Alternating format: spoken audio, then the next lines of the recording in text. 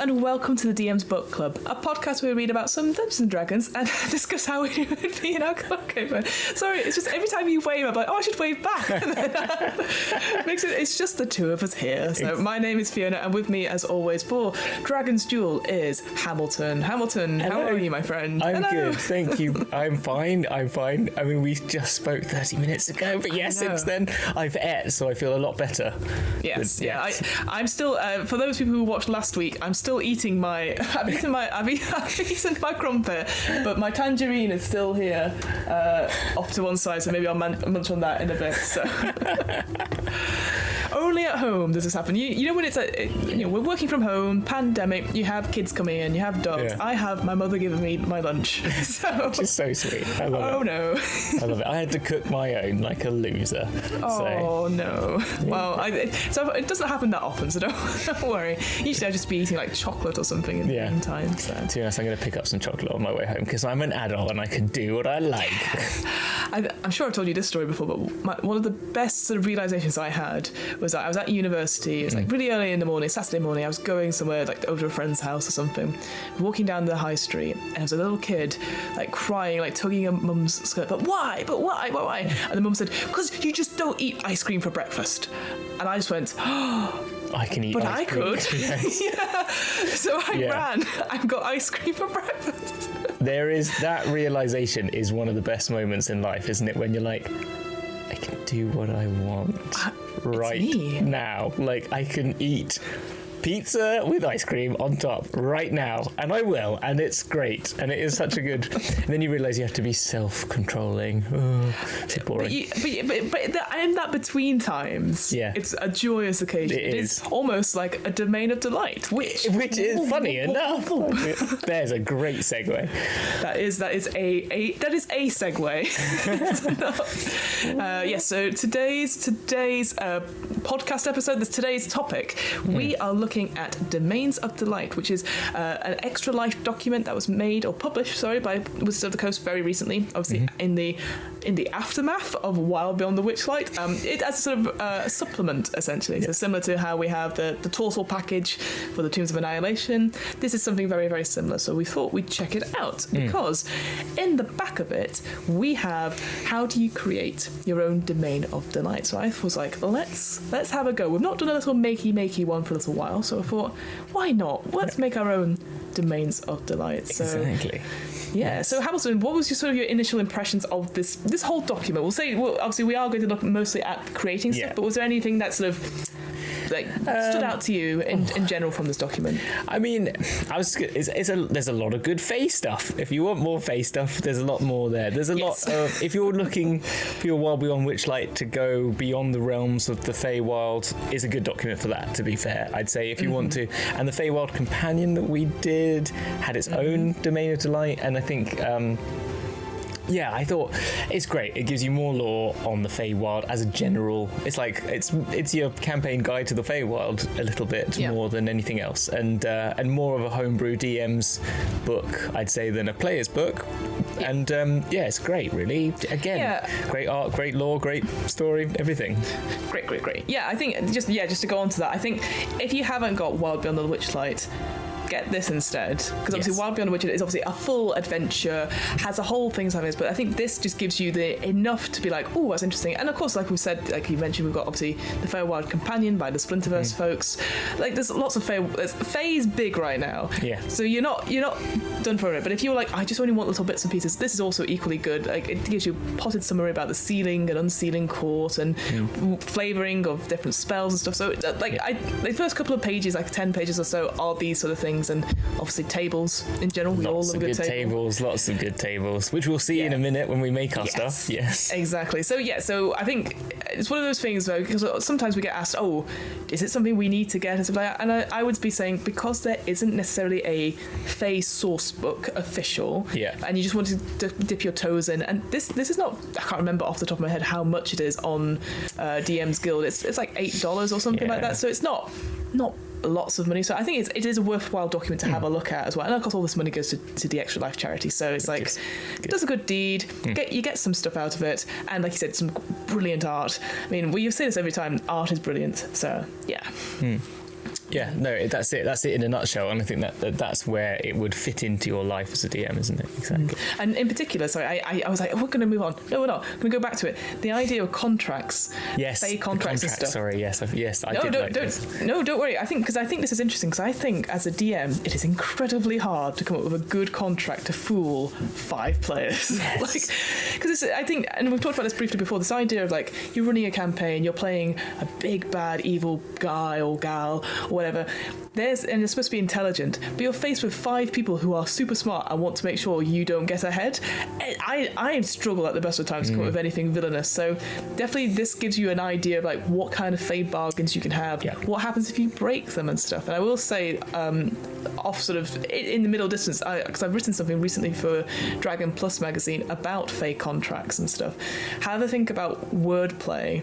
So this idea of like, oh, can I have your name, please? And you go, yes. And then, well, that name's gone. As a result, that Fey's taken it because you've offered it. And, oh, can I have a moment of your time? Or anything like that. Anything which is slightly ambiguous. I like that.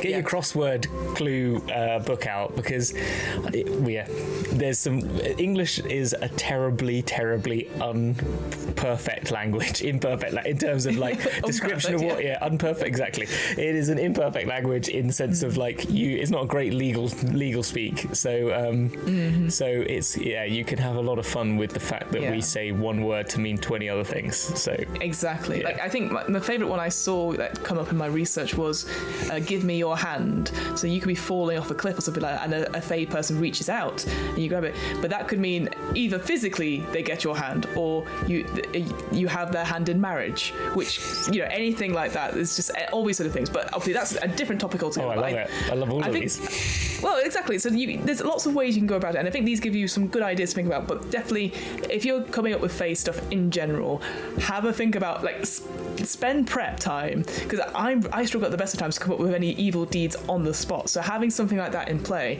and making sure that these Fey bargains and contracts and stuff like that, they're supposed to they're supposed to trick the players, but not completely blindside them. So they're like, oh shit, oh this is rubbish, compared to like, oh I should have seen that coming. Exactly. So that's that's more juicy as a result for a DM and for players as well, because they feel like, oh, we're idiots. It only takes one time for someone to do that Fey bargain, and then never again. They don't trust anyone, But yes, perfect. So let's all right. With all that out of the way, I appreciate. I was like, we were like, let's just talk about. No, but it is good. It is really good parts. There is a good document, and I think and it's worthwhile explaining what's important about everything else in it. Okay, cool. We'll share the screen again then, so we can see. Oops, sorry. You just moved. Well. And I've got up the creating of Archfey. So it says where to start. So where to start then?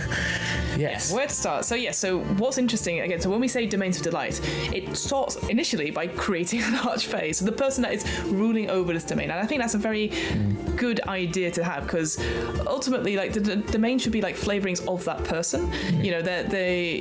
Their moods, they've always talked about this Feywild being unfettered emotion. And that I like the idea that there is a direct connection to a person. So starting from the person and working your way out is a lot easier than getting that out, working your way in. So looking at the questions. So I think for this part of this section, we'll create the Archfey with you, Hamilton. Oh, okay. And then, don't worry, I'm sure you'll be fine. And also, I'll say this out. Do you have any D8s with you? Yes, I do. I just need to get them. Give me 1 second. Go get them now, quickly. Where are they? Where are my dice? They're hiding from me. It's always the way. I just realised, I was like, oh no, I didn't say at the beginning to get dice out for this. So obviously there's lots of tables in this. Yeah, I didn't know I needed them. There you go. I got dice. You heard the sounds there, folks. Dice. That's fine. Yeah. So you don't need them just yet, but it's just good thing. Yeah, they're there. So making you panic for no reason at all. Good. So Great. Where to start? So there's 3 sort of sections. So these sort of questions to ask yourself. So the 3 are: under what circumstances might adventurers encounter the Archfey? What does the Archfey have any allegiance to the summer or gloaming court? So that's the sealing and unsealing Fey, which we can go into in a little bit. And then finally, what traits does the Archfey have? specifically what do they look like, what's their personality, what magical powers do they possess. So I think it's very good to start with that first one. So, and this is just a sort of a conversation one, really.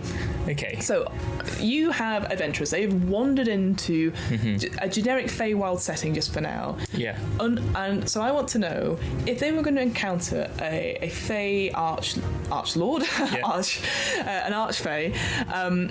What do you think would be interesting as an encounter? Where do you think they might encounter them? See, I've got this idea. The minute you said it, and there's this image that I will put up, if I can put it up now, of a thing that is like there's this beauty, like I'm imagining all the colours, right? All the colours, but everything is like, there's a bit more of the land because I'm more of an architect mind, so I'm just going to think architecturally a bit more, but it's more like every single object is a bright colour individually, very POMO, if people know that term, postmodern sort of architecture, like very much like bright yellow, bright red, prime colours. Okay, so I imagine this land where everything starts shifting into trees that are just more like angular versions of a tree, and it's just brown, and then it's like and then the leaves are a bit more jaggedly, but just flat green. They're just a bright primal green, and then the grass is just like a bit graphical, and it's all very much like. Yeah, prime colours. That's where I'm at. That's what I'm seeing in my mind. Surprisingly, I'm seeing prime colours, and I live in a house. I love that. Okay, so prime colours. So that if we go to that second question, does the Archfey have any allegiance to the Summer or Gloaming Court? That indicates to me Summer Court. It does a bit more, yeah, but because Gloaming Court's sort of like, again, it talks about in this book about like, they're more into sort of, well, there's primal instincts and stuff. They're more into sort of darker. Can we create two Archfey? Absolutely. Can we have their twin, which only lives in a black and white noir setting? Yes. Right? Yes. So they are like a full vibrant Technicolor. Right, but super like blocky, and then you've got a very intricate, sketchy look to this sort of like black and white noir twin. Yes. Yeah. So one's summer and one's gloaming. Yeah, perfect. Okay, cool. so I'm writing this down as we go. So summer and gloaming. So we've got the sort of the colours aspect of there. So going back to that first question, then, if we're taking the primary coloured blocky sort of setting, this idea, this sort of feeling, where would the visitors, the sort of adventurers encounter the Fae? So looking at this, it talks about like, would the Archfey engage with visitors to their land, or would it be like, oh, get out of this land, or will the Archfey wander around their domain like openly, or will they be hidden in their sort of lair? I see the colour one, the colourful one, all having a very intricately beautiful route that takes them to some sort of temple-like structure upon which they sit within, but they also like roaming around, and I'm imagining them in very like angular blocky clothes, right? So sort of like Grace Jones-esque shoulder pads and big like asymmetrical dress, or and that colour and shape changing, but only to primaries, and to sort of very angular shapes, and sort of I think this one wants people to enjoy their land more, as this is more like to come and experience it and maybe sort of find their colour, and sort of imbues colours upon people, like sort of takes an element from them, or I don't know, I'm sort of seeing maybe there's an emotional relationship as well to those colours. So when they're, being obvious, but like angry reds and greens for envy, and sort of sickly, but being very, but still like having sickly things and negative, like, like not always, it's not all about positive, it's about the range of emotion all being expressed. So maybe.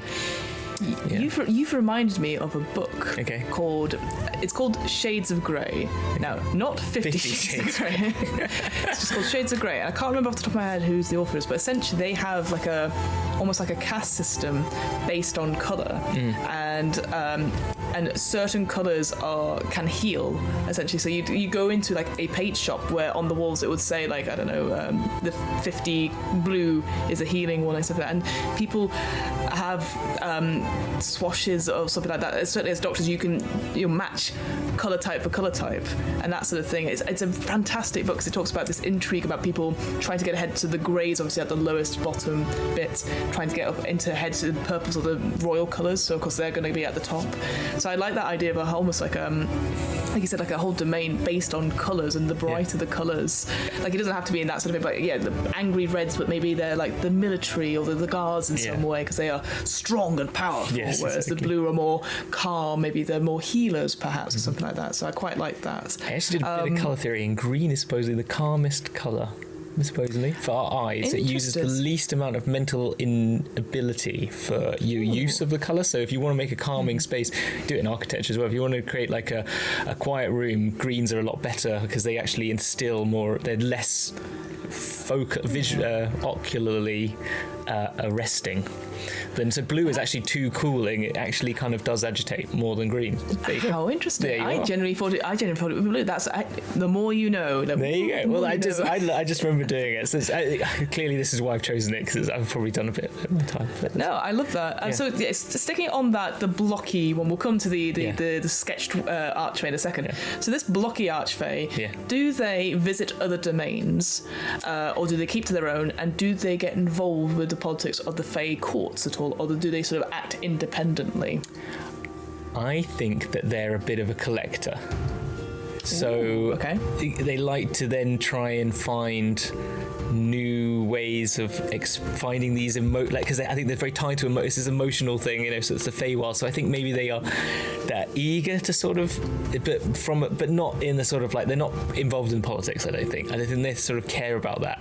But they would go to the court maybe just to experience other people, if you know what I mean, more than anything, than actually being involved in it.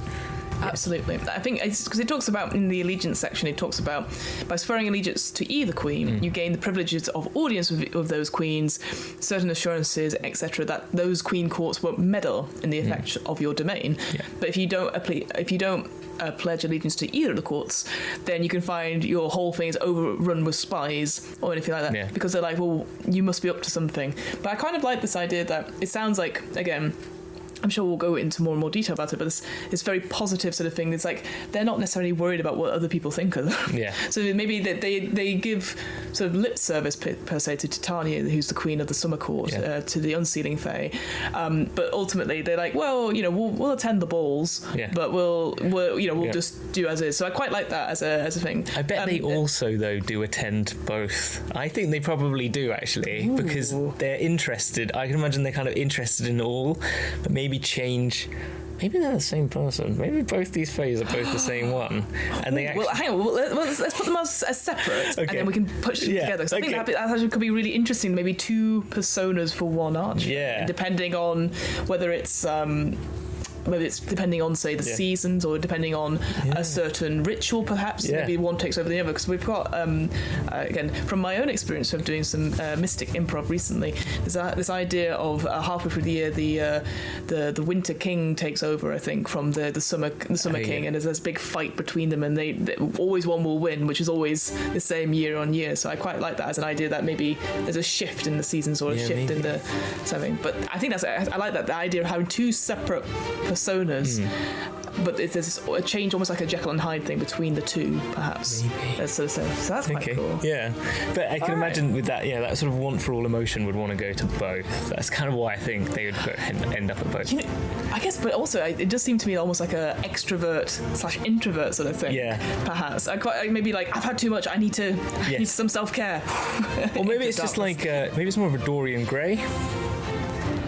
Ooh, so sort of so they've kind of built this persona up of the colour that they've drained they've drained all the color out of some. So there's an other body which is actually the without color, the sort of monochrome. Yeah. So. I like this idea now that this domain is almost like split in half, while one side being very colourful and the other side being. That's maybe how it's done. It's maybe sucked it out of the earth to create, so it's kind of diametrically opposed tone, and because there's no shadowing in the coloured one. Like there's no shadow, so it's just all flat, which makes it feel really uncalming. So because it's like it's just block colour, but there's no depth. It's and hard angles to read. as well. It's all very angular, but there's no shadowing. There's no like you can't see where the colours meet. They just hit, and that's it. There's no, Ooh, I love that. I think that's such a. All right, we've got loads of concepts there, but I think that's a really cool way to start. So we've ideally got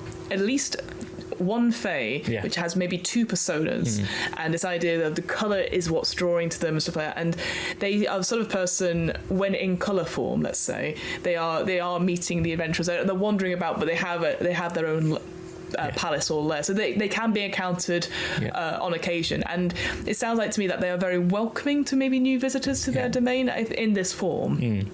And then they suck out all their colour from them. And then maybe this sort of devilish or sort of maybe an evil intent or maybe an unintended intent is like that idea of like the longer you stay in this world that you're paying for it in some way, just like with regional effects from when you're on the different other planes, the outer planes and stuff, where they have this sort of thing where you have to make Constitution saving throws, and if you fail them, you lose a bit of colour or something like that. Which, all right. Well, let's move on. Let's move on to tables now. Right, so tables. I think we've got this general idea of what this Fey looks like, this Archfey looks like. So we're going to go on to presentation. So Archfeys have one thing in common: they're all Fey, obviously. But beyond that, their features are widely varied. So we can either randomly determine or a D8 on this table, or we can pick. So I say let's roll. Okay. But if it doesn't fit, you can always pick. Well, let's try. So we've got a strong idea of what this person looks like, but I think it'd be interesting to see what you roll. So go. 7. So 7 is metallic. Okay. So the Archfey appears to be made of metal. Their face is extremely crafted mask of mithril, silver, or gold, and their body is made from finely tooled metal, etched with organic designs or cryptic symbols.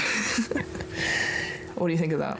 I mean, I just changed metallic for chromatic, and that's perfect. It. Done. It's like the dragons. So I just see it as that. But maybe it is more like enamelled. So like enamelled, like or powder coated, like metals. So it's like it's very shiny colour.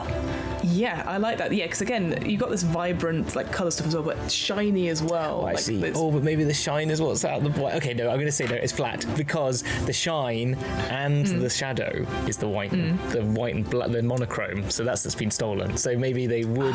So maybe they do. Maybe in their ultimate form become shiny and chromatic and all. When it all comes together. When it all comes together, then they become this very like illuminated and that sounds great. Yeah, so again, that's a perfect example of like we've got this idea, but then changing it, tweaking it slightly to fit with what this concept has. So I think that's great as a result.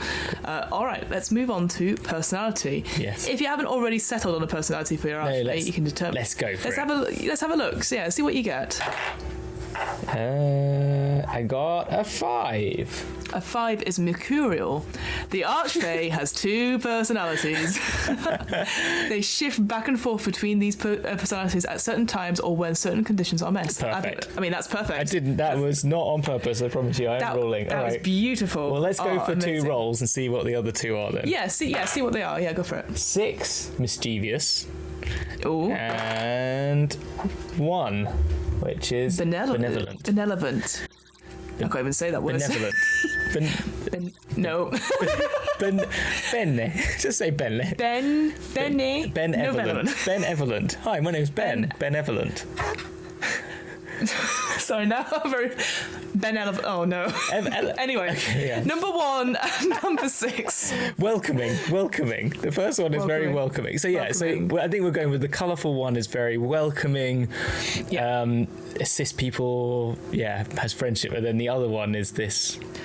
trickster. This trickster who likes to confound and frustrate visitors to their domain and surrounds themselves with sly creatures such as boggles, pixies, foxes, magpies, and crows. Yeah. So I guess that could be good because again, mischievous doesn't necessarily say like evil. I think maybe this is the thing you'd think about is that you've got the colourful one, which I've said always very positive and stuff, and then the chromatic one, which is very negative. But I guess they don't have to have evil or good. Yeah, I actually quite like the fact that they're not. I like the idea that just the shaded one only is just like it's just got this like very takes on that sort of cartoony feel. Then maybe sort of like maybe they're just two sides of a cartoon, but these ones are very much more. The sketch one is more like playing tricks with them and like maybe sketches things out of the air to like that's how like you flavor like the crows, but like maybe tries to erase someone from just gets a big rubber out and just tries to erase them or something. I like that. I think that's like it is almost like Joker-esque without obviously all the killing. Yeah, exactly. Yeah, so I think draws little just draws big ears on them and makes them into a rabbit folk. Like to one of the characters, just sort of like draws big ears and like mucks around by doing stuff like that. I like the idea of the I can't remember what it is, the magic item that Jester has, but that thing of painting things that become real.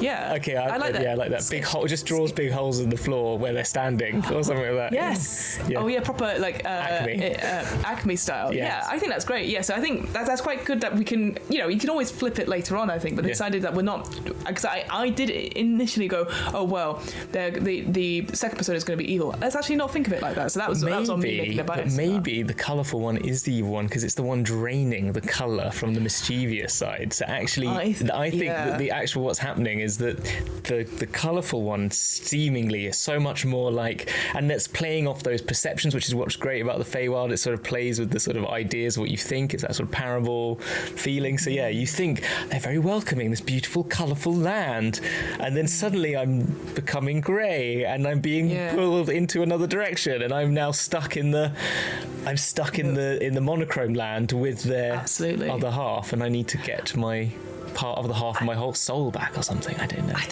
think that's really because there is something unsettling about someone who's super positive all the time. I find so. I think that's a really cool thing that you can have that flip, because I think maybe it's just me, but there's definitely a point where you go, there must be something else underneath, and we know players, they're always like, this person's too happy, there must be a reason for it. So I think playing into that sort of trope would be amazing as a result. Fantastic. Cool. All right, moving on then. So the obsessions. Obsessions are common amongst the Archfey. They might obsess over a painting of themselves and spend many days, months, years staring at it. They may obsess over a perceived injustice and work tirelessly to correct it. So here's just some examples of something that I guess gives them a motivation or gives them something to work towards. So can you roll for me a D8 and we'll see. Well, there's one that's just shouting out at me. Oh, go on then. Yes. Colour.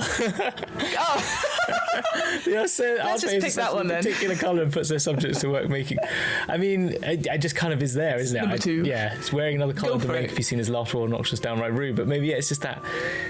They love all colour, so that's what they're obsessed with. They're just obsessed with colour and what it means, and on every level. Like they have spaces that are just about the chromatic opposite colours next to each other, and how that and then fade. When you get if you put bright red on blue, and this doesn't happen for everyone, it happens for me when you get kinetic colours.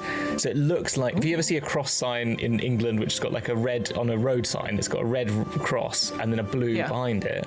Well, on my eyes, it becomes 3-dimensional.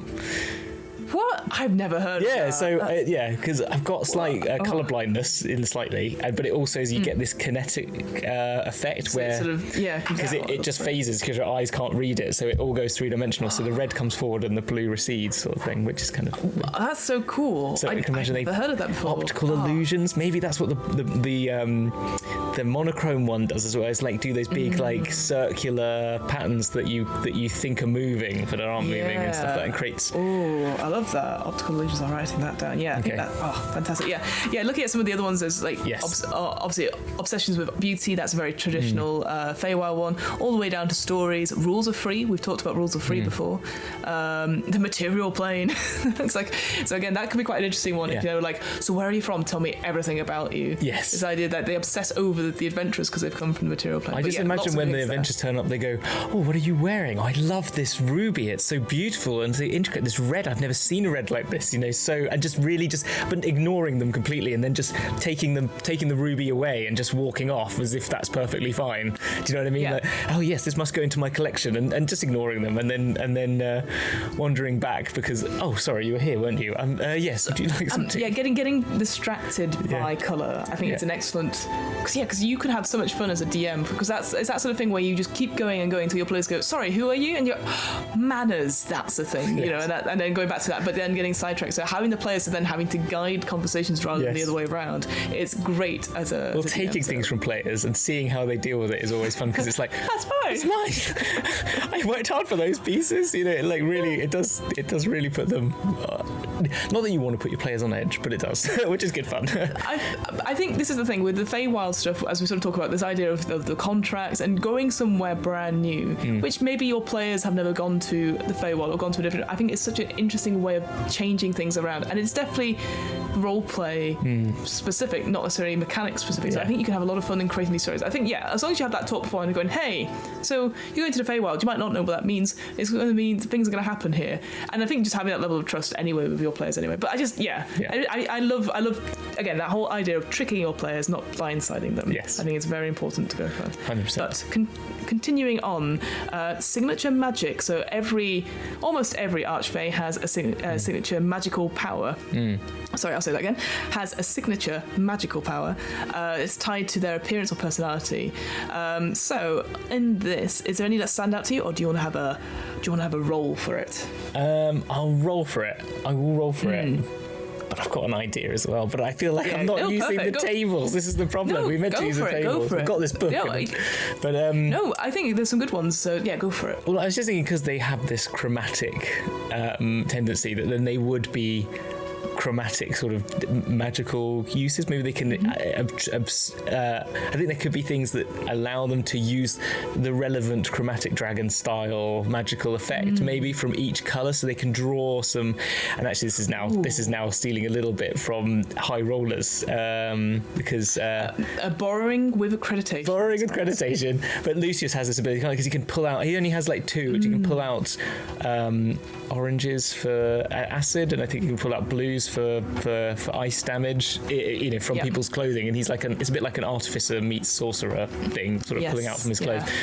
I've just realised that's very so that's what I'd imagine. Something like they can pull, like they've got a red blob just moving past, like big perfect. And I think all the shapes, they're actually quite primary shapes. They're all like triangles, circles, squares, nothing like a completely off cut, like not like a weird shape. It'll all be perfectly shaped. And then maybe like a red triangle floats past, and they can just sort of throw that, and it becomes like a fire. But the fire again is all just like very angular shape fire that does this all over you like that.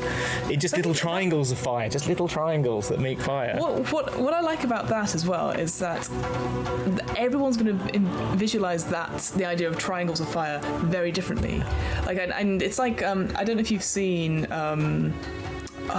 Is it called Inside Out?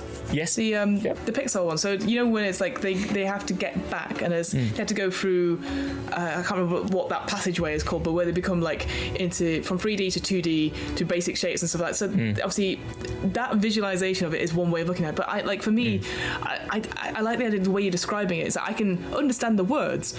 I can't visualize what that is in a way. I just think there's just you can be really delicious about describing something that you couldn't necessarily say CGI it or draw it in some way. Yeah. I'm sure you could, but it's just like it'd be different for everyone. It's not a No, cool. I like that. Yeah, and maybe water is all circles, so blue circles. Maybe there's a shape relation to colour, and like a blue circle just is little blobs of blue to make water. So that's like what water is just little circles that are floating over each other.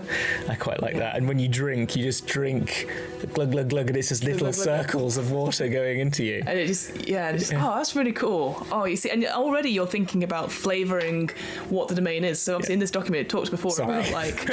No, it's great. I think this is great because it talks about flavouring of spells, and it says stuff like Crown of Madness. It says instead of like an actual crown of thorns, it is bits of like peppermint, like a sweet crown in some way. And I think this is cool that you're even thinking about like create food and water. It would come as like maybe little cubes of food or little squares of food and little rounds of drinks. I think that's great as a little flavour thing. So I think that's really cool. Yeah. I think the only thing looking at the signature magic table, the only thing that stood out to me just looking at it quickly is the simulacrum. Yes. So that idea that he's making, not he, we don't know it's a he, is Archfey is making all these magical copies of themselves, but like or making copies of stuff so they could make copies of the adventurers, but obviously like certain shapes and sort of like these sort of maybe that's things. Part of their sort of joke is when they turn up, they go, oh, and they look at them, and then you just suddenly see a version of yourself, but just as a series of block colours, but they've taken a colour. Like maybe if you know your players well enough, you could sort of build this colour out of them. You could say, someone who's always a bit more aggressive is red, or maybe it's like you got like patches of colour that sort of define the character a bit more, which could be quite almost like pixel art in a way. Yeah, and maybe ask the characters, the players, to describe what colours they think they would be the better way actually. So you sort of say, you see this coloured blocked version of yourself, very pixelated version of you. What colours would you think would be like the major colours and stuff? That maybe might be a fun way of doing it. I love that. I think that's good. Okay, onto the final table. So we've got magical gifts. Yes. So they have the power to give magical gifts to those who they deem worthy. The gift can be anything from a trinket that grants safe passage through the Archfey's realm to a magical item that can be used to defeat a powerful monster. So if you want to roll, let's roll a for D8. this one. Yeah, some interesting ones. I got a 3. Now this is interesting. 3 is lore. So with a touch, the Archfey imparts a useful knowledge about a particular subject of the Archfey's choice. The knowledge might be permanent, or it might fade away over time. Okay. How about it's like they can come to, maybe that's part of like why people travel to this land, is that they are so embodied in terms of what emotional states things are, and this sort of relationship to these colours, that you can go there and they can offer you sort of the information on a person's personality, like the personalities of anything you could ask, and like intentions of, like the intentions of someone. So if you were feeling like you were being tricked, and you could even ask about this Archfey themselves, but the fact that they can give you true sight on someone's intentions, I imagine, maybe that seem right? Yeah. I don't know. I think that's good, because again, it's that idea, you're connecting the colours, the emotions to the shapes. Yeah. So getting a read on someone. Yeah. So changing it, so it's not necessarily about, it's useful knowledge, so it's not law, so it's not history, but useful knowledge of what this Fae says.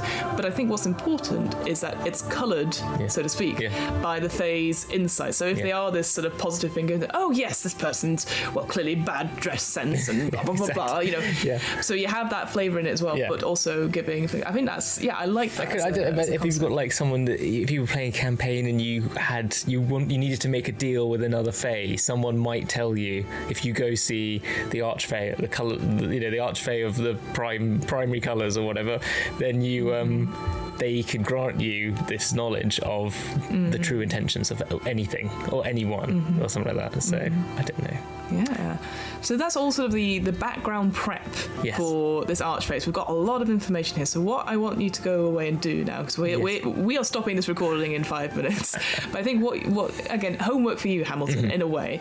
So the final bit is like, you want to, if they end up fighting it, as all bloody adventurers do end up fighting it, is to go away and think about the stats for the Archfey. So it says here that you could, either create a stat block or modify some other creatures, and it's we've done guidance on how to do it beforehand, but I think just why don't you go through, because it says choose a stat block of a challenge rating 5 or higher as one of the following types, which is beast, elemental, fey, giant, humanoid, or plant, and then change that creature's type to fey, make its intelligence at least 10, give it 2 languages, and then the fey rebirth and legendary resistance. So I think have a look through, see if there's any creatures perhaps that thing, because obviously in the example they give in this document, it's a giant spider, which I was like, whoa, but actually I quite like that it's not in my head, as I always see these things, it's Fiona but with pointy ears. Yeah. It's Fiona, but with hands for feet. You know. I've now got an idea that it's some sort of weird Modron.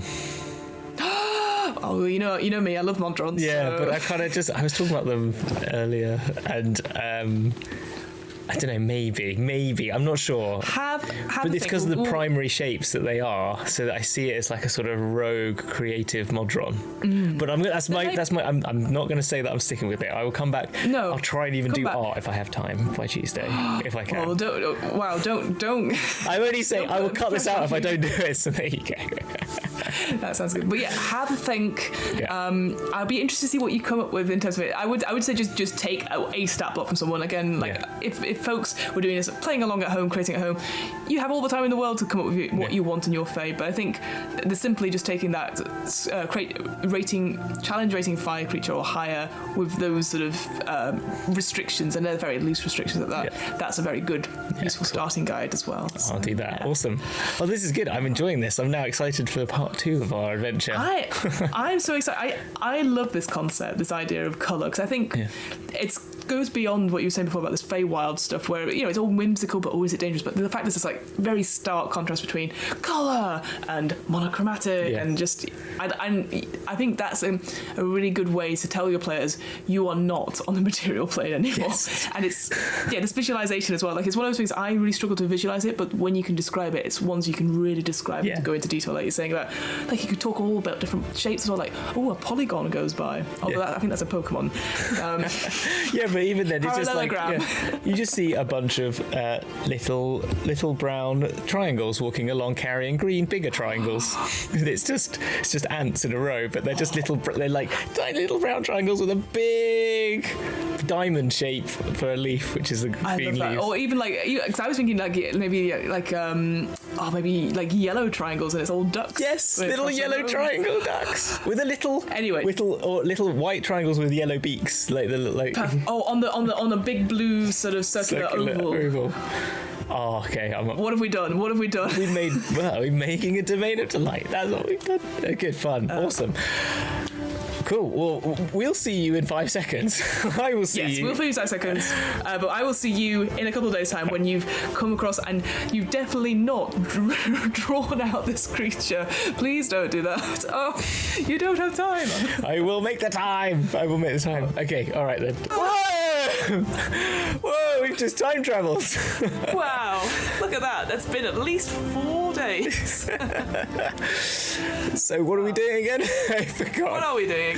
No, we are still doing our Domains of Delight episode, and you have, in the time interim between the previous recording and now, which obviously has been mere moments for our viewers, you have created, or finished off even, Archfey. I have. You sent me some drawings. I did. I want to clarify before we show it that I think I could do better. Rainbow so I've given them a name, Rainbow and Shade, right? So they're like the ones are sort of like just monochrome, and one of them is sort of just multicolored. Now the multicolored one is quite a complex idea, and I haven't executed it to the fullest of its potential. That's all I'm going to say. I feel you're putting yourself down, because when I looked at it, I was like, oh, I completely get what you were talking about before, this idea of blocky, whatever, and then the drawn element of shade as well. Shade, I think, is cool, and I think is like, I want more of that shade element in, so if someone wants to go out there and make it better, or I will keep working on it. But anyway, here you go, you can see it now. So there is Rainbow and Shade. That is, I appreciate it. I look this way, it's probably not there. It's that way, it's sort of like, if you look like that. No. Other way, down a bit, look down a bit. There, yes, yes, that way, that's perfect. It's behind you. It's behind. It's coming from inside the house. So anyway, that's Rainbow and Shade. I love it. So tell me, so we talked about creating it before, so go back to note on it. Yes. We said... I'll go back to that as well. You can see that. Yeah, so it said, alternative, choose a stat block of a challenge rating 5 or higher of one of the following creature types, and then against intelligence at least a 10, so plus 0, and give it 2 languages it doesn't have, and then give the following traits, which is Fey Rebirth and Legendary Resistance, Yeah. which are always good. So What did I do? if anything, what did you base it on? So actually, I'm going to say what I did try to start it off was because of fizzy bands. I went and tried to use a Draco Hydra because I thought, okay, because the whole color idea of using all the different magics, I thought let's start with Draco Hydra. It just didn't work.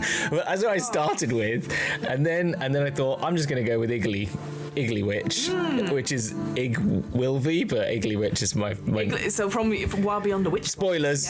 Spoilers. Oh yeah, sorry. Whoops. A person of note. Yeah, it's person in that adventure. But yeah, Iggly Witch is what I started it off with. I sort of changed the armor class for some reason, and I don't know why. But anyway, and I also gave them a fly speed. So I've taken 2 off the armor class and added a fly speed because I feel they should be able to fly. Absolutely. So yeah, I've taken exactly the same stats, which is 10, 18, 18, 27, 12, 23. Nice. Yeah, so good, like not very strong because I feel like they'd shatter. These things are very two-dimensional, so I feel like they'd get hit and they would shatter, and that's kind of part of I've sort of flavored the actions that they make.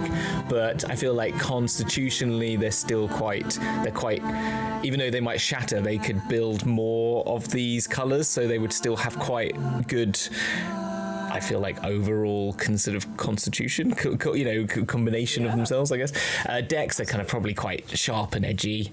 They needed high intelligence because I see them as sort of... Yeah, +8. Yeah, Pretty good. which is what Iggly Witch has got. I thought that kind of works because I'm like sort of... well known, knows all this knowledge and tries to understand a lot of things about people and their personalities, and hence also a very high charisma because they're sort of very charismatic.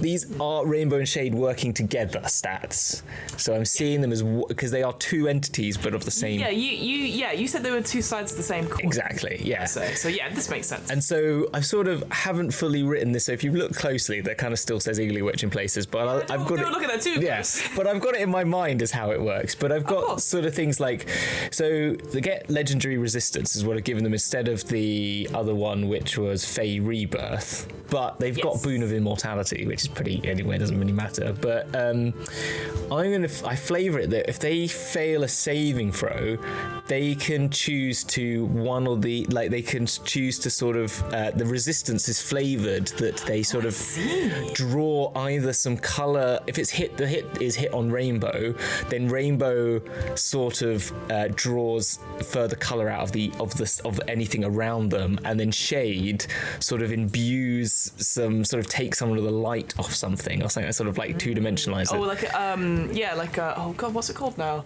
I think it's like tone. Yes, right? No. yeah. So it takes the tone, takes the tone out of something. So they sort of they just do a little bit of flavour to it. So they have. I like that. Yeah, that's kind of it. More flavour, the better. And then given magic resistance to Rainbow, but I haven't finished this. I thought Rainbow would have magical resistance to elemental magic, but not psychic and radiant and necrotic, but then vice versa. Flip reverse it. So Shade, and then they'd have immunity. They would have what's the other one called? But then vulnerability to the alternate, basically. So that's how I thought it would work. So sort of radiant would then start to like illuminate this sort of flat block, and therefore they would have a problem with that. There'd be less of them. Yes, exactly. That's kind of how I see it. So that's kind of what I felt. But they get a boon of immortality. They are immune to any effect that would age them, and they can't die from old age, unless they are merged once again with Shadow or vice versa with Shade. So Shade and Rainbow merge together. Yeah. Then they can age. So they become almost they become 3D, present in the world. Yes. So by splitting themselves, that's how they've got their immortality, is by making the split. It's how I've written it. Right. So yeah. Ah, cool. Yes. So that's kind of how I see it. Ish. I love it. Yeah. I love it. Yeah. Cool. Yeah, love it. They get a multi-attack, which is they get this bewitching bolt, which is basically the same thing, but I thought it's like a colour bolt. It's just like a little colour bolt. So just I just flavour it that they get to hit it does 5d6 plus 8. I was going to say, bloody hell. It's fine. You put it a challenge rating 20, so I was like, yeah, this is going to... Well, this is Iggly Witch. This is Iggly Witch's stats. So, but the Bewitching Bolt in this would instead be just like, it's like, they've got prismatic focus, and I said this would be like a prismatic bolt. They could choose what damage type it would be, basically, from a colour, and they could shoot out sort of like little darts of colour in the different shapes. And then the prismatic focus is when they sort of they pick up a big block of colour off the ground or off their body, and then they shatter it, they smash it forward, it sprintles out, and in 60-foot cone of like little darts of colour go and hit everyone in that cone. So that's their sort of super one. Get a bit of spell casting, but then I'm suggesting the spell casting is Shade. So Shade can do detect magic, disguise self, invisibility, light mage hand, message, all those sort of things. Feels very much more like Shade sort of. Yeah, sort of tricksty. Yes. Things. Yeah, you've got hideous laughter in there. Exactly. Well. Again, stealing these all from Iggly Witch, but they sort of work. Dispel magic, polymorph, so you can sort of morph into, like, as I was saying, like that sort of cartoony sort of like change their shape and reorganize and sort of teleport. Felt right. Maze and wish once per day. That's cool. Yes. Okay. Because why not? Just made. Because I like the idea but I like the idea that Shade, with this sort of trickiness, would like just maze someone. Would just maze them in this sort of like black and white sketchy maze. That would be really. It's definitely the like 95 Windows screensaver maze. Yes. Yes. Exactly. Definitely just 2D flat, just flat page. Yeah. And I think you always have to have wish in there. I know you said you're taking it from Iggly or however you pronounce her name, because obviously Fae, they're going to make bargains stuff. They're going to, and wish is such a great one for DMs as well, to be able to just twist it. Exactly.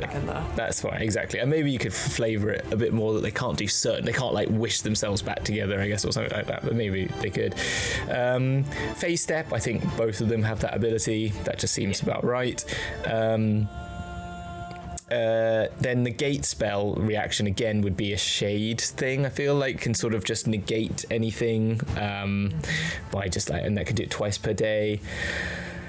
And then, so that's the legendary actions, which is doing the spell casting.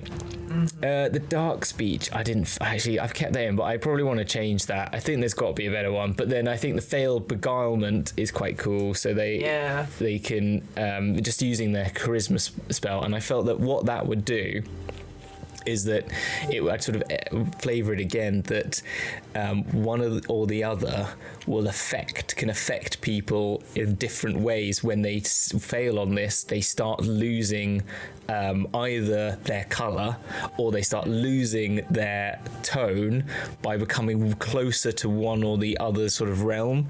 And if they fail this a number of times, they become stuck in this until a wish spell or something. They're restored but they have to restore it. It's like, it's not just a curse, it's beyond a curse. Like, so when it's like 1 day, it's just a curse.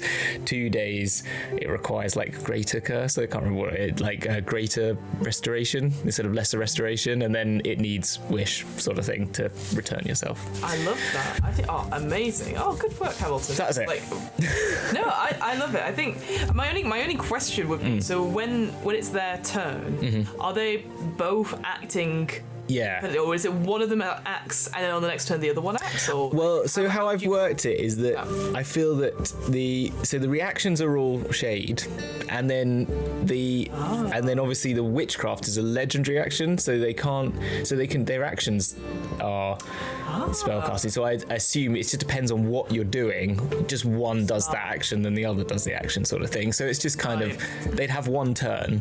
It just would be flavoured that one would be doing one thing than the other. That's kind of how I see it. I see. No, great. I think that's really helpful for me, because obviously I'd be like, well, which one gets to go first? But if Rainbow has the, let's say, main action economy, and then, like you said, the legendary actions is Shade. Again, almost trickster things, sort of messing up the order. Sort of reactive and stuff. I love that. Fantastic. Cool. That's really, really so I think that kind of works. And that's it. And then, what's it gonna... There was something else I had on that, but I've forgotten. But that's kind of it. That's them. Here we go. Love it. I love it, and like I said to you when you sent me that image earlier, I was like, oh, I'm getting very Bendy and the Ink Machine vibes from Shade. Oh yeah. Yeah. I don't know if you've ever played that game, but it is fucking terrifying. I've seen pictures of it. Weirdly, I've only seen it because they sold a toy of it in TK Maxx, and I was like, who is this? Yeah, essentially, for those people who haven't played it, you play an animator who left a studio 20 years ago, and you've been invited back. But obviously, things aren't what they seem. And there's so many jump scares, and the whole thing is that their mascot Bendy, like a little devil, very similar to Mickey Mouse sort of thing. Basically, again, no spoilers really, but they've summoned demons through ritual, and they're using animation stuff, and there are so many jump scares, and it's just this bendy creature going hello outside of things, and I stopped playing it because my heart was like dying inside, but it was really good. It's a mixture of bendy and almost like what's he called? It's Deadmau. Deadmau. I've used that. I literally took Deadmau and sort of like copied a bit of it and then given it more funky hair, but bigger ears. And actually, it's a bit of Susie. I actually took some of the pose, some of the front leg and the hand and the staff is Susie Sue from the Banshees. The back leg I drew myself, but I'm saying it's sort of I've mixed up these. I found this and added the nails on. But I'm a big Susie Sue fan, so I thought that's quite cool. Fab! Yeah. No, this looks incredible. So good job on that, Matt Hamilton. And well, shall we go ahead and make? Let's flesh out the domain a bit more. I think because we've got a very good idea of what this domain is, which is great, but it would be remiss of us not to. No. I think this is it. So I think this is where you got it. I've given you the background. I've given you your Archfey. Oh, it's me, is it? Oh, I think this is what we've got to do now. No. I will help, obviously, along. No. I've got my dice. I was just like, oh, it's me. Shoot, I have to get my dice out. But yes. I think that'd be kind of fun though, because then you will add the layers of the geography. We'll do that. Are you ready for the dice? Yes, give me the Foley. Oh, by the way, I'm going to have new dice next week.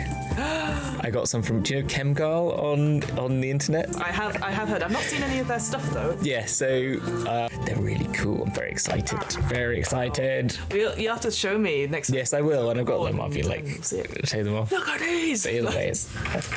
Because the coolest ones I've got are just metal ones. They're just boring now. I've seen so many other cooler ones. Well, once you've got metal ones, you're like, this is cool. And then, so, again, this is dice snobbery at its best. I say that I've got gemstones dice, I've got things, and I'm just like, this, I love it. But it means I need more. I just rolled 3 natural ones on different dice. That's just ridiculous. Oh, it's good. You're getting the bad luck out. That's what I say. So it's when you roll a natural 20, you go, oh, you've used that now. Oh, don't do it anymore. Oh, it was Curse of Strahd yesterday. We'll talk about that later. We'll talk about that later. We'll talk about it later. Fucking dice. That's all I'm gonna say. Dice betray. The betrayers of all. We survived, but fuck it. Anyway. I know. Well, we had something. A later time. We're here to the domains of delight. Yes. So where should we start then? What is the plan? So it says, once your Archfey is fleshed out, you can create the domain of light that serves as the Archfey's home in the Feywild. Generally, the size of domain is a good determiner of an Archfey's power, but an Archfey's domain can be as big as small as you like to be.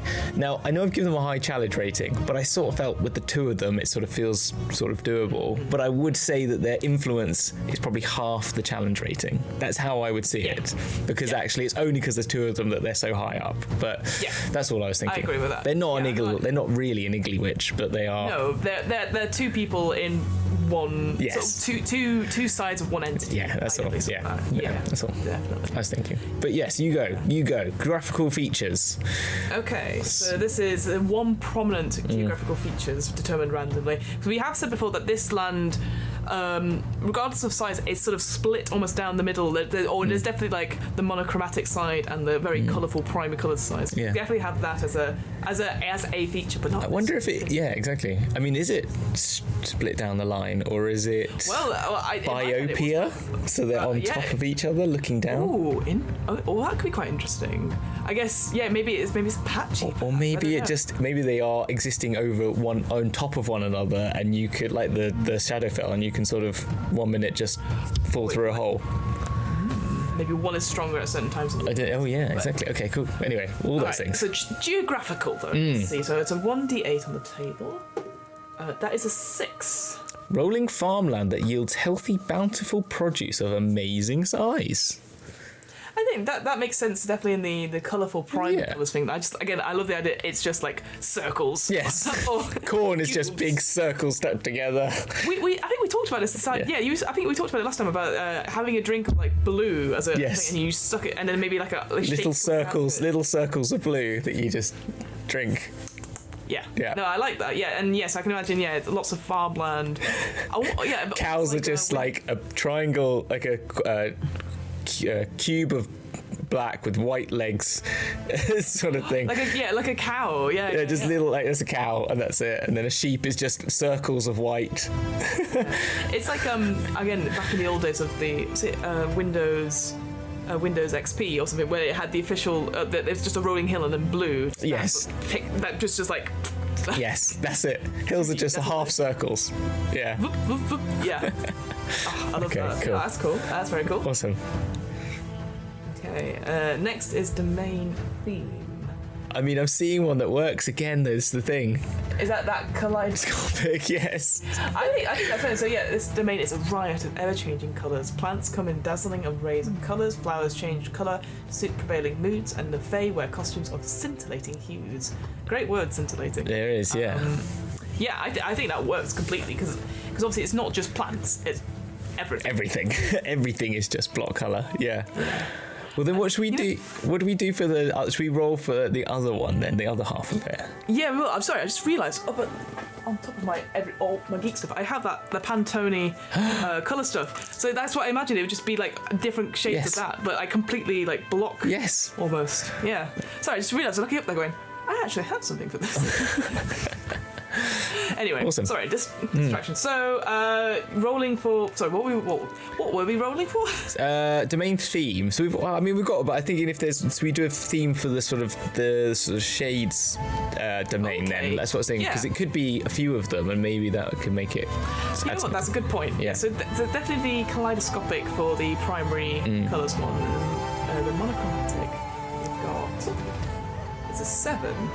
Musical. Oh. Yes. This domain abounds with music. Frogs, toads, and insects break into multi-part harmonies and sometimes create a crescendo into symphotic, can't say that word, rapture of melodious tweets, trills, chirps, and whistles. Okay. Now, I actually, you know what this reminds me of? The old-fashioned Disney cartoons and sort of things. Yeah. Where you had like Steamboat Willie and all. Yeah, that's what I kind of what I'm thinking actually. So it's more, I see it more, less like it. So yeah, like little animals floating down and sort of singing and talking, and then, but in a very cartoony sort of way, like really, really playing up that really early Disney that sort of the dawn is breaking track. Felix the Cat. Yes, is the one I always remember. Oh yeah, Felix the Cat. Yeah, 100%. I kind of like that. Yeah, sort of. Yeah, I like that. That I think that works well because I think the colours. They said there's that is a main theme. It is just so garish. Yes. And then here is like less garish, but there's still some. It could be really irritating as well, the music. But I like that idea. A song is coming. Yeah, maybe maybe that's because Shay does have. Yeah, I think that could be kind of like a sort of entertainer, sort of giving that. True. Yeah. I don't know. I think all of that. I think you could just see everything being like welcome to in both lands could both be musical. Maybe just people just going. Singing to you, I guess. I don't know. I guess no. I think that's a good idea because, like, again, you think back to the old-fashioned sort of silent movies and stuff like that. They still had like a piano player, so maybe that's it. Maybe it's silent movies. Yes. No, I love it. That's it. And it's like, where is that piano coming from? You never know. And you try talking, and it just goes. Yeah, and then it just stops. Yeah, and then it says and it comes up. You lose sense of space, and you just see a square block saying your words out, and then it disappears again. Yeah, I like that. Having this, silent music subtones. Silent movies, absolutely. Yes. So yes, Shade is the silent movies land. Oh my gosh, that's perfect. Okay, perfect. Yeah, awesome. There we go. Cool. Oh, lovely bit of art. Oh, I look. Yeah, amazing. Yeah, an intrepid gnome adventurer traverses moonlit stream while scowling flowers look on, which is horrific. Yeah, oh my gosh, I just noticed those. Jesus Christ. Yeah, like old grannies and poppies, I always think. Reminds me, again, like very Alice in Wonderland, but yes, obviously evil. But obviously evil. Yeah. Cool. Oh, okay, so coming and going. Travelers don't have to access to plane-shift spells. Similar magic must rely on other means to travel to and from the Domain of Delight. So we need a Fey crossing. Excellent. So what's cool about this is that you could always say the Archfey is aware of any Fey crossings or not, and it could be something that they've forgotten about. So it could be literally a way to get in, and we've talked about it before on this podcast about it. It could be as simple as swimming across a pool and then realising the end of the pool is in a completely different forest, or even going under a tree branch, like or a root, and you're scrambling out and you look ridiculous because you're covered in mud, but you're in a beautiful place. So, all right, so it's another DM. Or a wardrobe. Or a wardrobe. Yes, the most famous of all Fey crossings. Exactly. Go to IKEA. Oh, that is a 3. A 3. A hollow tree. A hollow tree. Lies across a hollow interior of an enormous tree. The crossing is open to anyone who carries a leaf or acorn from that tree. This feels very Nightmare Before Christmas. Yeah. You know, that idea that there's always different... maybe it is that sort of thing. You go, oh, you come out of one door and you look around and it's like, oh, there's the turkey door, there's the Easter door, and then there's the one of colour and I like this idea that like the tree is like it looks like someone's come along and painted a tree in just the colours of the branch. So the branch, it's like a normal tree, but it like the roots are all yellow, the trunk is all like blue, and then you've got purple and green sort of like things coming off and branches, and then it looks like a fake tree, but it's randomly in this thing and it's got a little opening in it. Because obviously this tree I would assume would be 3D as well, so maybe it's been made to look like it's 2D colourful. I like that as a thing. Like it's like it's a tree, but some arsehole just painted it. Exactly what I mean. It just looks like some arsehole's come along and just like spray painted it. Crazy. Gone Dulux on it and it's like everywhere. No, I like that. I think that's really cool. That's cool. So going in, and it's also going into the tree. So I like maybe that idea that you go in and it's like one of those. Oh, I can't remember what it's called now, but it's called General something, the biggest tallest tree in. Oh, I don't know. No, it's okay. This is me shouting to the void, going, "What's the name of that tree?" It's called General something, but that idea. Massive redwood thing.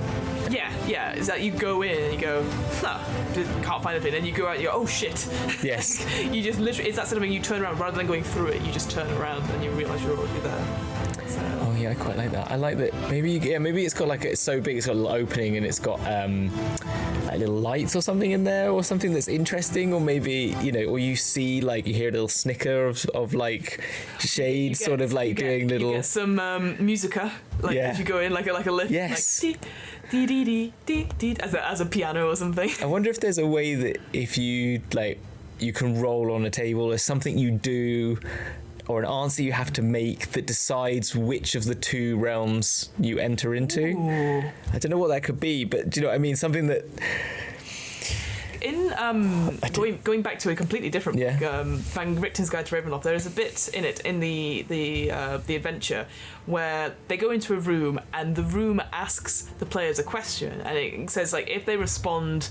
If they say yes to the question, this happens. If they say no to questions, they say this happens. If they don't say anything, the second option happens. Because they've kept their silence and stuff like that. So maybe having something like that where it's like you give them two options and ask them how would they react. Yes. Rather than like if they do something, if they trigger something, rather than something happens the tree starts to shake. Do you run out or do you try and hold your ground? Or like maybe that's it. Because if you run out, maybe you hit the colour, and if you stay inside, you fall through the floor.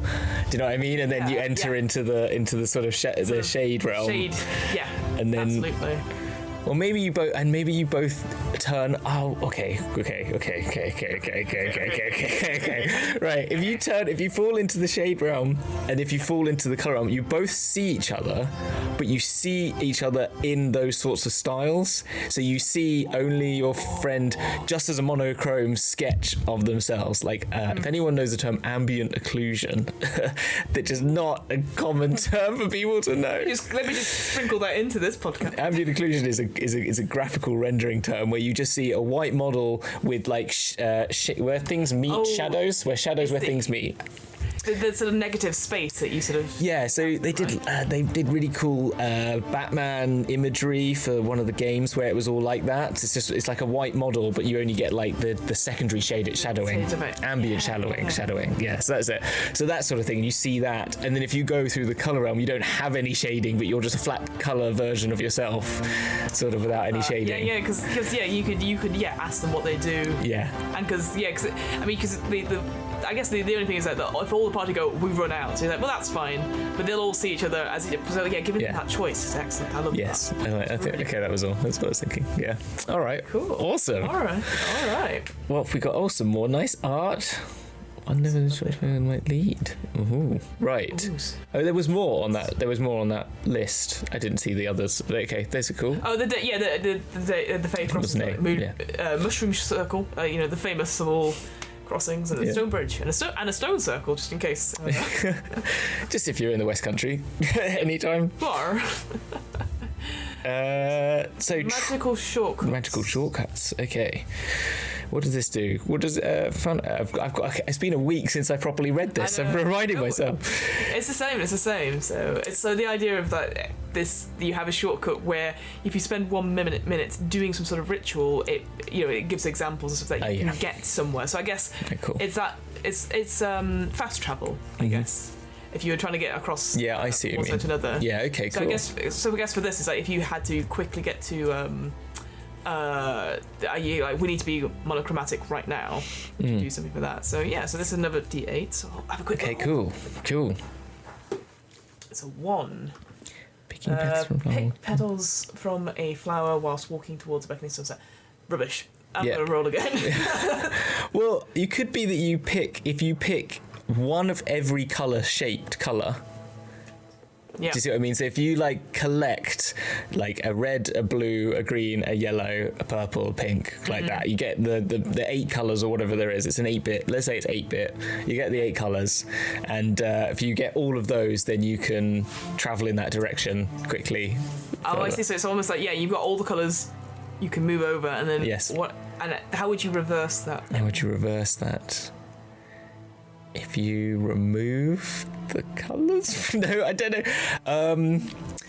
I kind of maybe roll another one for the other one. Let's say that's the one for the shortcuts in the colour domain. Let's see what. Yeah. Okay, for the monochromatic, it's an 8. Holding hands while dancing around a tree at twilight. I mean, we've got a tree already, I guess. So something tree-like, shadow-like. I like the whistling a tune while walking backwards. It's kind of. I like because you were talking about that before. You said the phrase and I can't remember it now. But the sort of negative space with the sort of. Can I give you one I've got? Sorry. Go for it. I'm sorry because we picked up the colour shapes. Yeah. If you were silent for more than a minute, you get the screen comes up with 3 dots, ellipses. If you reach out and grab the 3 ellipses as circles, you then get to short travel. Perfect. How about that? Amazing. I was trying to think shape-wise, and I thought that if you're silent movies and you don't say anything, you just go ... You just have to grab them. Perfect. I love that. Yeah, because there'll be tangible things. Yes. I love that. That's so cool. Sorry. There you go. No. That's very helpful because I had nothing but holding around and dancing around. Exactly. That could have been our fate. Yes, that would have been our fate. Okay, great. Drama. Ooh. Adding drama. Well, if there wasn't enough already, let's add more. So this is this could be like a story hook, or this could be just something going on in this domain. Yeah. Well, so another D8. We love our D8s. It's a 3. Domain's Archfey ruler recently turned down invitations to the Gloaming Court, offended the Queen of Air and Darkness, whose spies are now sowing discord throughout the domain. Yeah. I like that. That makes sense because we described this Archfey of Rainbow and Shade. They paid lip service to both of them, but they were sort of independent. They sort of not aligned to either of them. Yes, exactly.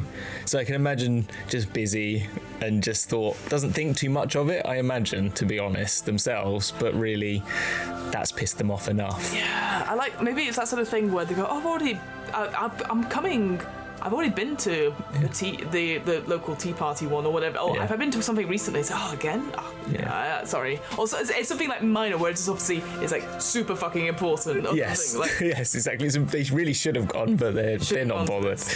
Yeah. But I like that again because having these spies as well, the gloaming court. Is again, I can't remember off the top of my head, but that idea of its primal instincts, it's uncivilized, that sort of thing. Again, that could be really cool with both the primary colours and the monochromatic, and having these spies. I'd love to actually. You could have them just basically like quite farcical in some ways, like them just turning up in this colour realm and just being like turning into a colour and just falling, like floating off camera. Like wow, and then they pull out like sticks, like oblong like colours and like. Yeah, no, exactly. No, I love that. I think that's really good. I think that's cool. Magic. Okay, cool. Oh, weird magic.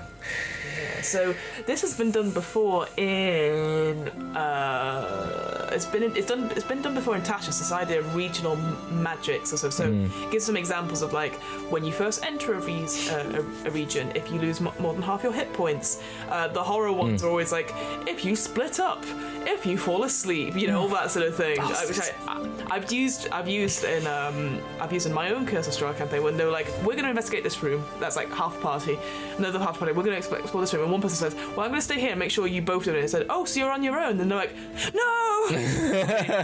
You've already said it. And it was great. I loved it. It was really, really cool. So let's just give you some examples of like what you could do as a. Is that when you meet the face of death? Is that what it's called? Is that the one? We had someone meet that in our campaign. No, I can't remember what it was. It was just like a regional effect where essentially it was just if they're on their own or something like that, and I rolled and basically a harmless but unsettling a ghost appears. So I basically borrowed with accreditation the tall man from the Haunting of Hill House. Oh, okay. That just was stood in the corner all the time. Oh, that is so fucking freaking. I hate this. And none of the other characters could see it apart from this one character, and it was great. Oh, that's awful. There was a well where he pulled himself out of at night, and the other character's like, no, what do you want? He didn't say anything, and it was. You are evil. You are evil. I am not playing a game. I'm not playing any horror game with you. My DMing there. I mean, it's great DMing, but I'm even. Anyway, enough now. Right. Enough. All right. I'll roll for some weird effects. So this is another D8. Mm-hmm. Oh, that dice on the floor. That doesn't count, apparently. Oh, that's an 8, though, on the second roll. 8? Mm-hmm. One character in the region triggers a wild magic effect that's determined by rolling on the wild magic surge table in the sorcerer section of the player's handbook. If the effect duplicates a spell, the character's spellcasting ability for that spell is charisma. Okay, I think I kind of like that. I think that could work. I guess as long as all that again, you'd have to look up the wild magic surges. But I think as long as you flavour it, depending. That's it, isn't it? That's the thing. I think having a look, obviously, as a DM, I'm sure you have all these tables to hand, as thanks to D&D Beyond. Oh, yeah, then you can be like, look it through and go, okay. Not that there's more commonly rolled numbers than others. I'm sure there is, but like for each entry, you're like, okay, this happens. This happens like this. And just having your own version written out for this. But I think that could also work. So again, it's such a, let's face it, it's a bizarre domain. Yes. And things don't work as you think. So I think that's it. I think that's fine. I think that works. Like, exactly. If you just flavour them to be sort of coloury and shapy or shady and stuff, then I think it kind of works. That's cool. Yeah. All right. Yeah. Awesome. Domain denizens. So so this isn't a table to roll on. Okay. It says different creatures that can appear essentially, which I think it's just to give you an idea of what they are, and they're sort of listed by challenge ratings, and they're all most of them are awaken, which essentially means they can speak and have thoughts and stuff, which could be quite cool. And I think all of these are great options. I love the idea, like looking down at number 1 is like giant octopus. Yes. Can you imagine that as a shape? Just like. Ooh, yeah, I'm also seeing the camel as well, the 2 humps. Yeah, just 2 humps. It's just gonna really bad animation. I think that's gonna be. Yeah, that's true. All movement is literally stop motion. Yeah, exactly. Pixel motion. I love that. Whilst it's really fluid in sort of the shade realm, but then in the sort of color realm, it's very much just like just walking around, walking side. Maybe you have to walk side. If you meet someone, you have to jump over them to get past. Like unless you old-fashioned Mario type. Maybe it has parallax, so you have to maybe you have to make some really crazy rules, but you have to like jump to the parallax to get beyond. Something's coming at you. If you don't get out of the way, you've got to jump onto the other parallax line so you can move, but you move at different speeds. You know, because they move at different speeds because you're further away. That. That's proper, like almost like Crash Bandicoot style, like the original one where it's like impossible to tell how far away you are. I like that. I think that's, again, this whole realm, I've said before, it's very hard to visualize, but I love the language of it. So I just think this idea is like you can't tell because you just, distance is just not the thing for you. I think that's the distance weird. You just move behind, you get smaller, but you just you have to move 5 feet. You have to use 10 feet of movement, and then when you move one layer back, you have to move 5 feet. You have to use 15 feet of movement or something like that just to move around something to get back to the main plane. It feels very much like Monkey Island, that video game series where you have to think. Love Monkey Island. Well, you know, because obviously everything it's like, well, it's obviously this. And you're like, how was I ever going to solve this puzzle by just picking up the anchor or anything like that? So I feel like, again, that's something where, again, play those games because they're great, but this, getting that logic and just putting that on here, and that's how you work out things. Yeah, how you move I think that could be really fun. Oh, I want to, okay, this is cool. I'm enjoying this. Oh, good. No, I think it's great. And then I think finally we've got domain visitors as the final. Okay, yes. So, okay, the other visitors include friends and foes of the domain's Archfey. Oh, okay, cool. All right, you roll a d8. Yeah, so these are like almost minor characters you can put in. So if people are really lost, you're like, don't worry, other people are lost too. So rolling that d8. It's another 8. Arcanoloth. Using alter self spells to assume human form as it searches the Feywild for one of the books of keeping. I don't know what an Arcanoloth is. I'm going to look it up and describe it. So, Arcanoloth sounds magical, obviously. It sounds like it sounds like it's not a spider. I thought it was a spider. I thought it would be like they're all demons, aren't they? Loths. It's a Yugoloth, yes. Yeah. It's so that I've just defeated one of these in my home game. Oh right, yeah. But they're pretty. Yeah, they're like if you imagine Little Red Riding Hood. The wolf takes on Granny's appearance. Okay. It looks a bit like that with glasses and scrolls. I can actually open it on D&D Beyond, and I'll do that now. There we go. Fab. Yeah. Oh. I was not expecting to look like a fox. Yeah, a fox / wolf. Yeah, big long ears, almost like a rat boy. Yeah, they. Let me tell you, the home game we're playing. It's been very cross-making. Oh really? Oh yeah, we've only just managed to defeat it because it's a level 12, I think, but it's so. Again, we'll come into it at another point, but bloody intelligent villains are so frustrating as a player because you're like, no, they're more intelligent than ours. But you see all this. They go up to level 8 spells. They're mind black. Oh my gosh! Crap! Yes. Monster. Oh my gosh! Yeah, they are pretty OP. We've had Finger of Death happen to us. That was not fun. Yeah. It's a floating disc. So yeah, it's I have had my characters fight Yugoloth itself, and a Merenoloth. They've actually tried to fight a Merenoloth as well when they tried to go on the river Styx. So it's a friendly one that uses alter self. That makes sense because it is quite a scary creature. To a book of keeping. Have you heard of a book of keeping before? No. Should we also do a bit of Google of that? Let's have a look at having a book of keeping. I got Blood of Keeping that came up. I've got Blood of Keeping.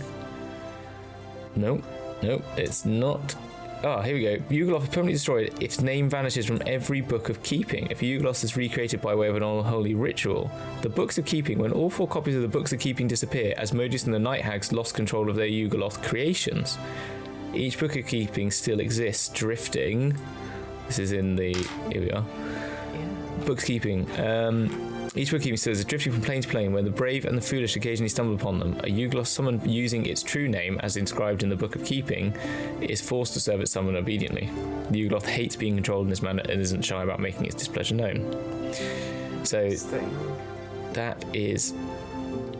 So it's trying to find one of these books.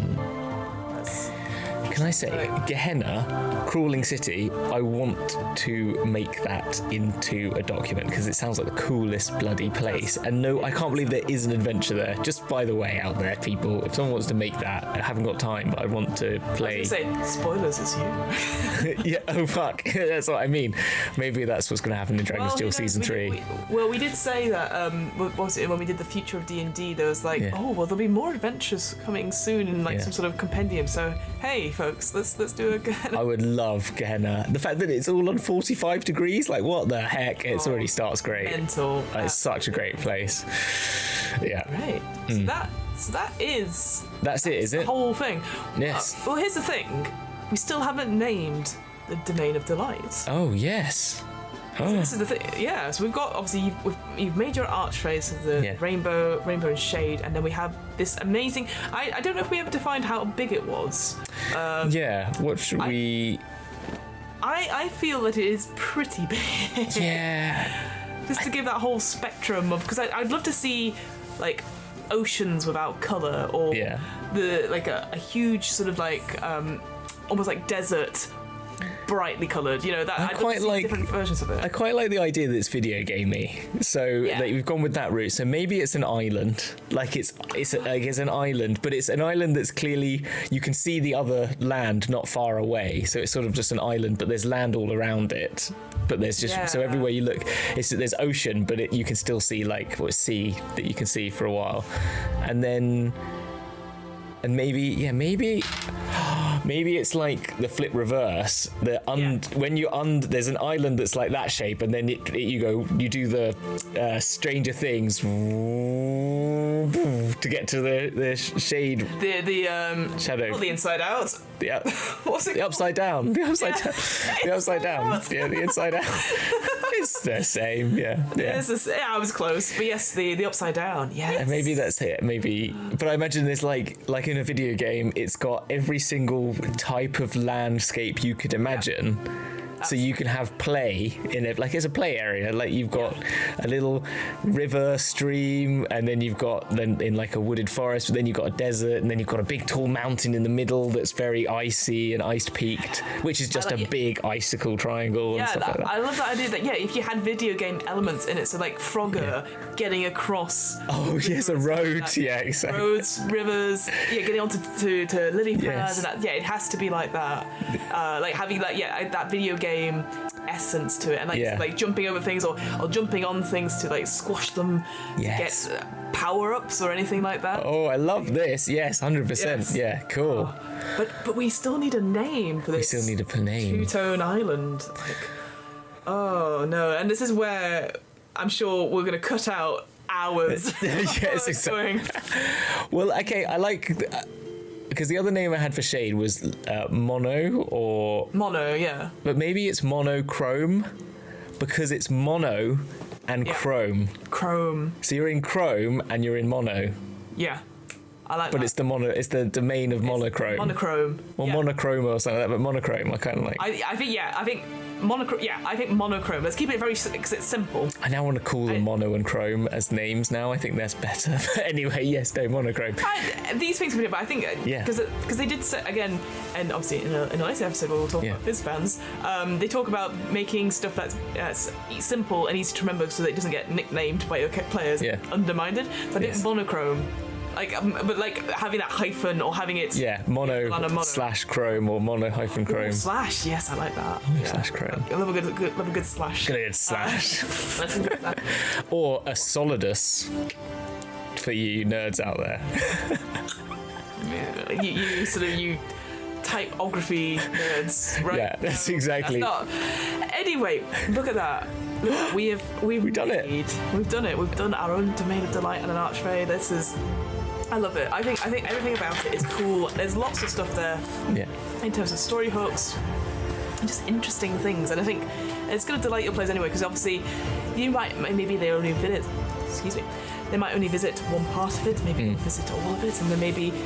I like that idea. Maybe there is something between the two sides of the Archfey that they have to be brought back together for some reason or whatever. So you've got lots of other little mysteries there which we don't have to fill in. Exactly. And the players can fill in as well. But thank you so much, Hamilton. This has been an absolute Thank you. I totally agree. The only thing I want to say, and I'm going to say it, and we can cut this if you say bugger off, Hamilton, you're an arsehole. Should we put this on the DM's book? on the DM's Guild? Yeah, absolutely. Should we make? I want to do it. I haven't got any time. Yes. Fuck, I'll try and do absolutely. it. We'll try and make it. We'll try and make a little document for it that you can get on there. I think just I 1,000% anything we make should go up there just for interest. People, have a look, see what you think, and I'll tidy up their stat block, and then we'll change the various names. Take Iggly Witch out of it, and I'll put them in, and we can put a little bit of flavour text from this about there. Yeah, I'll have a go at bashing something out because I appreciate you do all the work on that, so I can have a quick go of that. So text. If you can do more of the text, and I can do more of the graphics, then then we're. I will have a look at that. So Go team! Yeah. But yes, that can definitely. I'm 1,000%. Let's get that out there. Go. We will. Domain of Delight and Monochrome. Yes. It will be out on the DM's Guild at some point. But yes, I love it. But brilliant. So we'll sign off, or we'll end up with Hamilton. Yeah. What are you up to?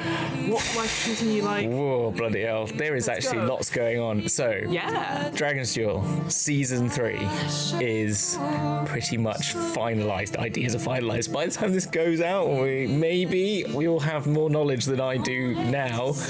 But it's very exciting. We've got some very cool plans. There's going to be a lot of content potentially on our stream from having a break. We are coming back big time.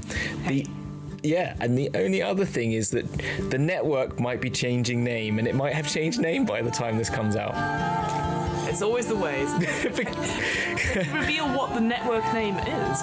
Yes, I can. Yes, so if you might know because it has it up in the corner. But we're going to be, because we've got the DN's Book Club here. We've also got the Brain Adventures people doing We Are Not Heroes, and then obviously Dragon's Duel's coming back, and we've got other fun things. It felt a bit like they're all existing under the name Dragon's Duel doesn't feel right. We want them to all feel at home here, so we're going to be called the Roleplay Factory. The Roleplay Factory, and there'll be, it's just because it then makes everyone feel at home, and anyone else who wants other things that might come on board as well at the time. So that's it, really. So that's what it is. Dragon's Duel is still called Dragon's Duel, but that's the game show and all the stuff that happens with that, and then Roleplay Factory is the overarching thing. That's fab. So does that mean, I guess I'm now going to put you on the spot, does that mean we're changing links and Twitch stuff, or is it also on Dragon's Duel? So I'm going to try and keep the Twitter, and the Twitch will still stay at Dragons_Duel for the time being, and the Twitters will stay at Dragons Duel, and then I'm going to slowly do a month over change, and it will change then. So if you're following, you're just following, and it might change name to the Roleplay Factory, but the links will be because you don't have to do anything if you've already subscribed. That's exactly. So, You just and I'm sure there'll be a massive signal boost going, hey, we're now here, and everything that's like that. it. So Exactly. You won't miss out. That's awesome. And we'll keep the old names in titles, so if you search for us, you'll still find us in titles and stuff for a while. Sounds good. That's good. Good question. What about yourself, Fiona? What are you doing? Me? Good question. You just did something. I did do something. So I'll start off by saying my name is Fiona. We all know that by now. I run the What Am I Rolling podcast, which is a twice monthly RPG one-shot podcast. As always, it's going really well. It's going very well. As of recording this, which is in the past for those people watching now, but for me, in the present, after about when they were doing it, maybe 2 hours ago, I was on the Most podcast, which is a Rooster Teeth podcast where the hosts Andrew and Drew asked their guests the most questions. This was sort of a prid quo pro. No, I can't say that word. Prid quo pro. There you go. Because they kindly came onto my podcast when we did Jim Henson's Labyrinth back in August this year, and they kindly asked me to come on and go onto their podcast. So that was a very interesting 2 hours where I was like, because I wasn't prepared.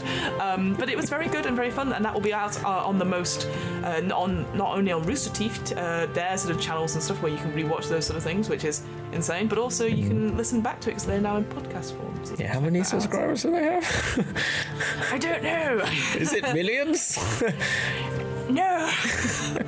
No, but it's super fun, and if you like, certainly I grew up watching Rooster Teeth, and so listening back and hearing people like Gus and the others, I do know them. I just can't bring them to my head. It's just exactly. Too many to name or name drop, but yes, I was on that and I was very grateful, so that was lovely. Other things, I've been doing some other RPG streams on and off. I've recently played in the game of Alien RPG, which is done by Free League. That's super fun. Oh god, I actually whilst I was doing other things today, which we'll mention on the next podcast, I did buy the Alien RPG core book as well. It's nice and meaty and thick because look at that. It's a very good system. Is it? Oh, again, no real spoilers, but if you're playing the Alien, at the beginning of each turn you roll a d6 to determine what it does, so you don't need to think about anything as a GM because it's just dictated by the dice. If you roll a 6, it bites off an adventurer's head and there's no appeal. And I'm just like, yes. Sounds amazing. That sounds actually quite fun. I do like the Alien movies. As not a horror fan, I don't mind the Alien movies. I actually quite enjoy them. I do feel that those ones are sort of like action sci-fi with horror elements in it, for sure. And yeah, the Alien and Aliens, great films, really interesting films, and obviously you've got Sigourney Weaver in. Who's fucking cool. Yeah. Badass featuring. But yes, I'm sure I'm doing lots of other things, but right now I can't really think of them. I'm just so good. You're so amazing. That's it, basically. Basically, everyone at home, Fiona is amazing. She's doing amazing, and that's all you need to know, basically. But I could not do this show, obviously, without you, Hamilton, who puts up with me going, but what about this? And you're like, yes, and. Yes. But we've come to the end of this podcast, and I'm sure we'll be here next week. The title card will go up and say this, and I know vaguely what we're doing because we might be recording it next, but shh. Well, can we say what we're doing? Can we say what we're doing? Yeah, I guess because we do know what we do know what it is. It's you gone.